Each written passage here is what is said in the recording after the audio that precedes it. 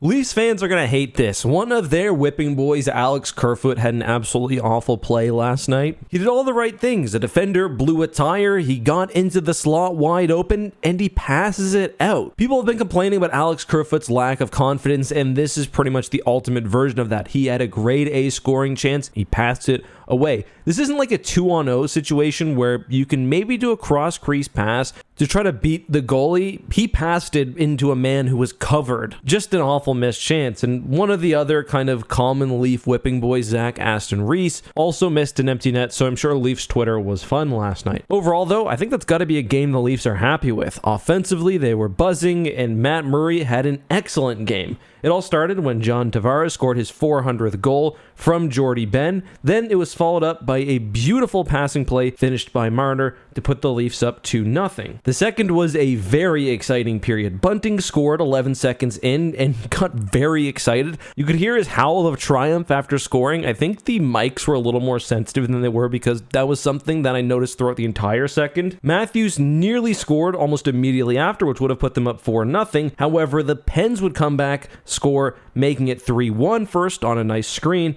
Then Crosby would do Crosby things, a beautiful backhand on a blown pass. However, it was then Matt Murray time. Letang nearly tied it, so did Crosby. Big Matt Murray was there with arms wide open. Bunting would then score a second time to give the Leafs another 2-goal lead at the end of the second. So a pretty exciting, high-flying game, as was the third. However, there was no more scoring aside from one empty netter. One thing that I noticed, however, and that a lot of people pointed out, was another phantom high stick. The Leafs were called for a high stick when in reality it was the puck which hit the Penguins player. I believe it was Letang. Now, this is one that a referee could understandably get wrong, especially in real time, but it kind of brings up the question, should these be reviewable? If it had been a double minor, i.e. the player was bleeding, it would have been. This is actually kind of a weird rule because previously you could only downgrade a major penalty or a double minor to a 2-minute penalty, but now you can actually rescind the penalty entirely, but not in cases like this where it's just a minor. Just something interesting to think about, I guess, especially in context of the offside Zegras discussion from earlier in the week and last week as well. But that's all for this game. The Leafs are playing again in what's gonna be the most anticipated Leafs-Devils matchup in a long time. The Leafs will be trying to break the Devils' winning streak. They're pretty hot right now too, so we'll have to see how it goes. One other thing I've noticed,